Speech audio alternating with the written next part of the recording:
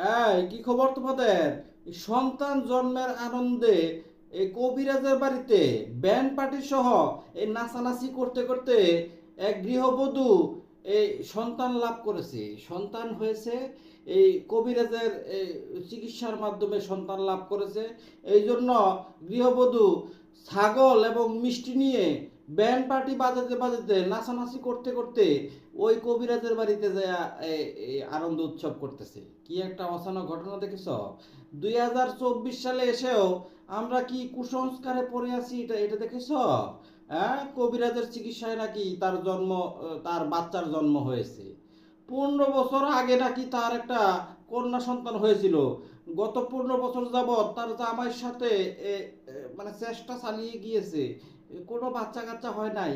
এই 15 বছর পরে সে মানত করেছে, আমার যদি একটা ছেলে সন্তান হয় তাহলে আমি এই কবিরাজের